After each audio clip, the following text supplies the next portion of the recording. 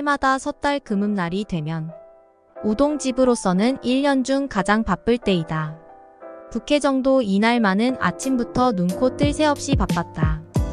보통 때는 밤 12시쯤이 되어도 거리가 번잡한데 그날만큼은 밤이 깊어질수록 집으로 돌아가는 사람들의 발걸음도 빨라지고 10시가 넘자 북해정의 손님도 뜸해졌다. 사람은 좋지만 무뚝뚝한 주인보다 오히려 단골 손님으로부터 주인 아줌마라고 불리우고 있는 그의 아내는 분주했던 하루의 답례로 임시종업원에게 특별상 여금 주머니와 선물로 국수를 들려서 막 돌려보낸 참이었다. 마지막 손님이 가게를 막 나갔을 때 슬슬 문 앞에 오코막 가게 이름이 쓰여진 막을 거둘까 하고 있던 참에 출입문이 드르륵 하고 힘없이 열리더니 2명의 아이를 데리고 한 여자가 들어왔다. 6세와 10세 정도의 사내들은 새로 준비한 듯한 트레이닝 차림이었고 여자는 계절이 지난 체크무늬 반코트를 입고 있었다. 어서 오세요. 라고 맞이하는 주인에게 그 여자는 머뭇머뭇 말했다.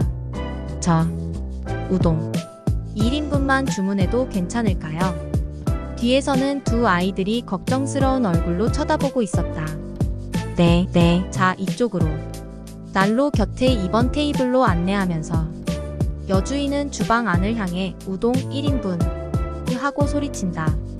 주문을 받은 주인은 잠깐 일행 세 사람에게 눈길을 보내면서 예 하고 대답하고 삶지 않은 1인분의 우동 한 덩어리와 거기에 반 덩어리를 더 넣어 삶는다. 둥근 우동 한 덩어리가 1인분의 양이다. 손님과 아내에게 눈치채이지 않은 주인의 서비스로 수북한 분량의 우동이 삶아진다. 테이블에 나온 가득 담긴 우동을 가운데 두고 이마를 맞대고 먹고 있는 세 사람의 이야기 소리가 카운터 있는 곳까지 희미하게 들린다. 맛있네요. 라는 형의 목소리. 엄마도 잡수세요. 하며 한 가닥의 국수를 집어 어머니의 입으로 가져가는 동생. 이윽고 다 먹자 150엔의 값을 지불하며 맛있게 먹었습니다. 라고 머리를 숙이고 나가는 새 모자에게 고맙습니다. 새해엔 복 많이 받으세요. 하고 주인 내외는 목청을 돋워 인사했다. 신년을 맞이했던 북해정은 변함없이 바쁜 나날 속에서 한 해를 보내고 다시 12월 30일 일을 맞이했다. 지난해 이상으로 몹시 바쁜 하루를 끝내고 10시를 막 넘긴 참이어서 가게를 닫으려고 할 때 드르륵 하고 문이 열리더니 두 사람의 남자아이를 데리고 한 여자가 들어왔다. 여주인은 그 여자가 입고 있는 체크무늬의 반코트를 보고 1년 전 섣달 금음날의 마지막 그 손님들임을 알아보았다. 저 우동 1인분입니다만 괜찮을까요? 물론입니다. 어서 이쪽으로 오세요. 여주인은 작년과 같은 2번 테이블로 안내하면서 우동 1인분 하고 커다랗게 소리친다. 네, 우동 1인분 라고 주인은 대답하면서 막 꺼버린 화덕에 불을 붙인다. 저 여보 서비스로 3인분 내줍시다. 조용히 기욤말을 하는 여주인에게 안 돼요. 그런 일을 하면 도리어 거북하게 여길 거요. 라고 말하면서 남편은 둥근 우동 하나 반을 삶는다. 여보 무뚝뚝한 얼굴을 하고 있어도 좋은 구석이 있구려. 미소를 머금는 아내에 대해 변함없이 입을 다물고 삶아진 우동을 그릇에 담는 주인이다. 테이블 위에 한 그릇의 우동을 둘러싼 세 모자의 얘기 소리가 카운터 안과 바깥의 두 사람에게 들려온다. 맛있어요.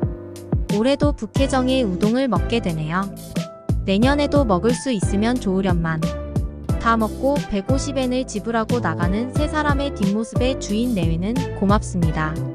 새해 복 많이 받으세요. 그날 수십 번 되풀이했던 인사말로 전송한다. 그 다음 해의 섣달 금음날 밤은 여느 해보다 더욱 장사가 번성하는 중에 맞게 되었다. 북해정의 주인과 여주인은 누가 먼저 입을 열지는 않았지만 9시 반이 지날 무렵부터 안절부절 어쩔 줄을 모른다. 10시를 넘긴 참이어서 종업원을 귀가시킨 주인은 벽에 붙어있는 메뉴표를 차례차례 뒤집었다. 금년 여름에 값을 올려 우동 200엔이라고 씌어져 있던 메뉴표가 150엔으로 둔갑하고 있었다. 2번 테이블 위에는 이미 30분 전부터 예약석이란 팻말이 놓여져 있다. 10시 반이 되어 가게 안 손님의 발길이 끊어지는 것을 기다리고 있었기나 한 것처럼 모자 세 사람이 들어왔다. 형은 중학생 교복, 동생은 작년 형이 입고 있던 잠바를 헐렁하게 입고 있었다. 두 사람 다 몰라볼 정도로 성장해 있었는데 그 아이들의 엄마는 색이 바랜 체크 무늬 반코트 차림 그대로였다. 어서오세요. 라고 웃는 얼굴로 맞이하는 여주인에게 엄마는 조심조심 말한다. 저 우동 2인분인데도 괜찮겠죠? 네, 어서. 자, 이쪽으로. 라며 2번 테이블로 안내하면서 여주인은 거기 있던 예약석이란 팻말을 슬그머니 감추고 카운터를 향해서 소리친다.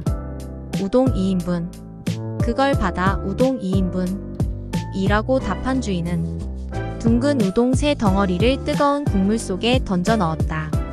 두 그릇의 우동을 함께 먹는 세 모자의 밝은 목소리가 들리고 이야기도 활기가 있음이 느껴졌다. 카운터 안에서 무심코 눈과 눈을 마주치며 미소 짓는 여주인과 예의 무뚝뚝한 채로 응응하며 고개를 끄덕이는 주인이다. 형아야, 그리고 준아. 오늘은 너희 둘에게 엄마가 고맙다고 인사하고 싶구나. 고맙다니요? 무슨 말씀이세요? 실은 돌아가신 아빠가 일으켰던 사고로 8명이나 되는 사람이 부상을 입었잖니. 보험으로도 지불할 수 없었던 만큼을 매월 5만 엔씩 계속 지불하고 있었단다. 알고 있어요 라고 형이 대답한다. 여주인과 주인은 몸도 꼼짝 않고 가만히 듣고 있다. 지불은 내년 3월까지로 되어 있었지만 실은 오늘 전부 지불을 끝낼 수 있었단다. 네, 정말이에요. 엄마. 그래, 정말이지. 형아는 신문 배달을 열심히 해주었고 준이 장보기와 저녁 준비를 매일 해준 덕분에 엄마는 안심하고 일할 수 있었던 거란다. 그래서 정말 열심히 일을 해서 회사로부터 특별 수당을 받았단다. 그것으로 지불을 모두 끝마칠 수 있었던 거야. 엄마, 형, 잘 됐어요. 하지만 앞으로도 저녁 식사 준비는 내가 할 거예요. 나도 신문 배달 계속할래요. 준아, 힘을 내자. 고맙다. 정말로 고마워. 형이 눈을 반짝이며 말한다. 지금 비로소 얘긴데요. 준이하고 나 엄마한테 숨기고 있는 것이 있어요. 그것은요. 11월 첫째 일요일 학교에서 준이의 수업 참관을 하라고 편지가 왔었어요. 그때 준은 이미 선생님으로부터 편지를 받아놓고 있었지만요. 준이 쓴 장문이 북해도의 대표로 뽑혀 전국 콩쿠르에 출품되게 되어서 수업 참관일에 이 장문을 준이 읽게 됐대요. 선생님이 주신 편지를 엄마에게 보여드리면 무리를 해서 회사를 쉬실 걸 알기 때문에 준이 그걸 감췄어요.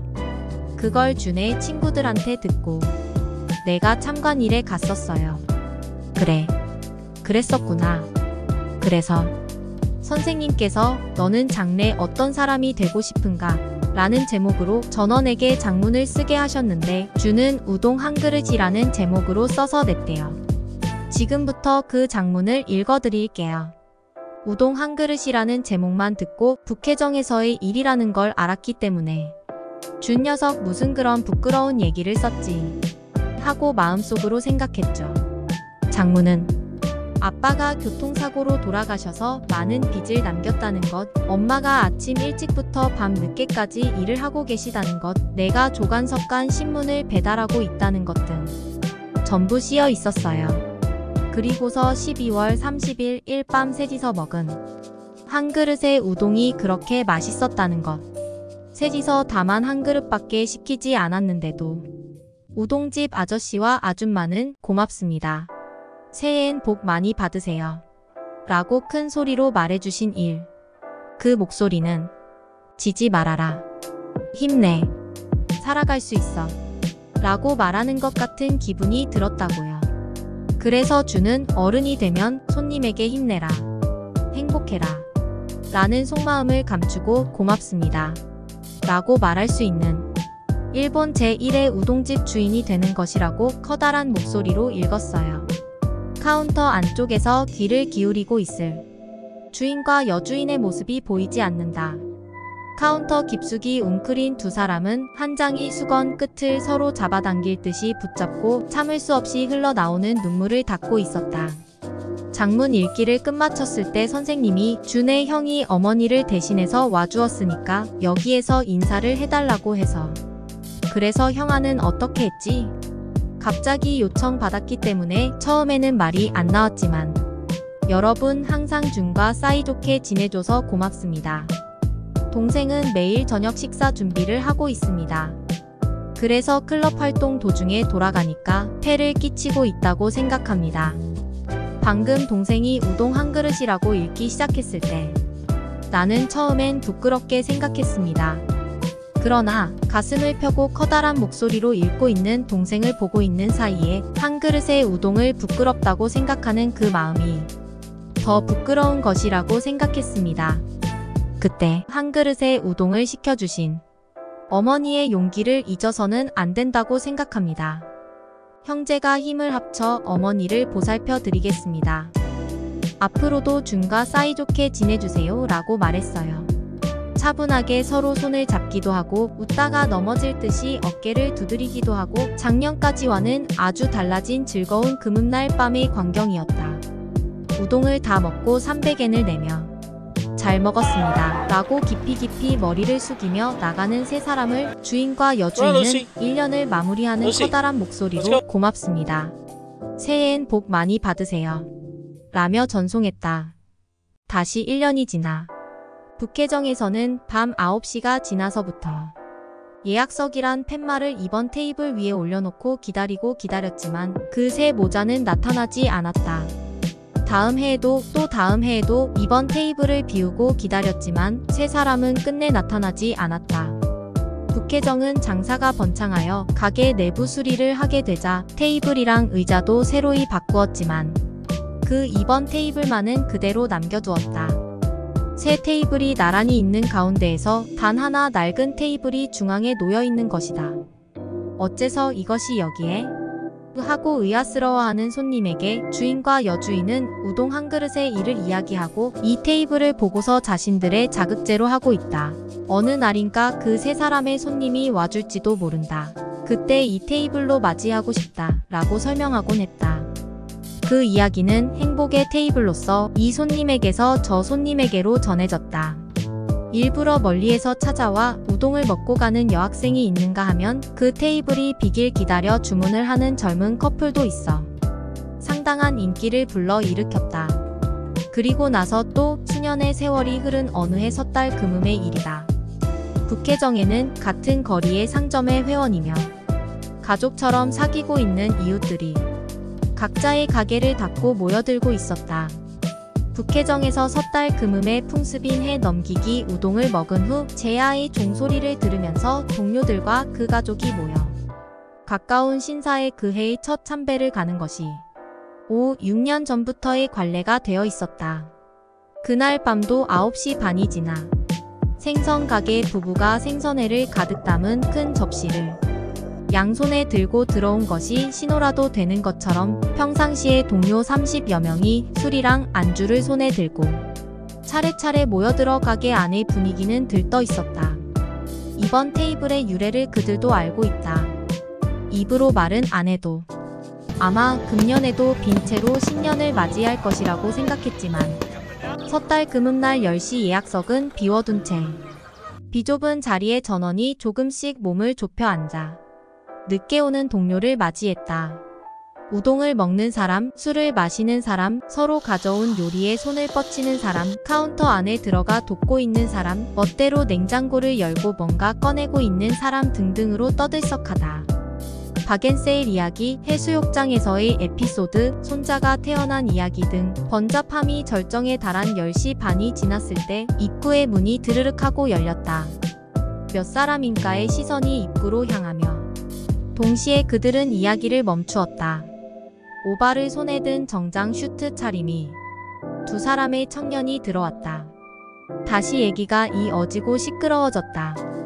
여주인이 죄송하다는 듯한 얼굴로 공교롭게 10,000원 이어서 라며 거절하려고 했을 때 화복 일본 옷차림의 부인이 깊이 머리를 숙이며 들어와서 두 청년 사이에 섰다. 가게 안에 있는 모두가 침을 삼키며 귀를 기울인다. 화복을 입은 부인이 조용히 말했다. 저 우동 3인분입니다만 괜찮겠죠? 그 말을 들은 여주인의 얼굴색이 변했다. 십수년의 세월을 순식간에 밀어젖히고 그날의 젊은 엄마와 어린 두 아들의 모습이 눈앞의 세 사람과 겹쳐진다. 카운터 안에서 눈을 크게 뜨고 바라보고 있는 주인과 방금 들어온 세 사람을 번갈아 가리키면서 저 여보 하고 당황해하고 있는 여주인에게 청년 중 하나가 말했다. 우리는 14년 전 섣달 금음날 밤 모자 셋이서 1인분의 우동을 주문했던 사람입니다. 그때 한 그릇의 우동에 용기를 얻어 세 사람이 손을 맞잡고 열심히 살아갈 수가 있었습니다. 그 후 우리는 외가가 있는 시가현으로 이사했습니다. 저는 금년 의사 국가시험에 합격하여 교토의 대학병원의 소아과의 병아리 의사로 근무하고 있습니다만 내년 4월부터 삿포로의 종합병원에서 근무하게 되었습니다. 그 병원에 인사도 하고 아버님 묘에도 들를 겸 해서 왔습니다. 그리고 우동집 주인은 되지 않았습니다만 교토의 은행에 다니는 동생과 상의해서 지금까지 인생 가운데에서 최고의 사치스러운 것을 계획했습니다.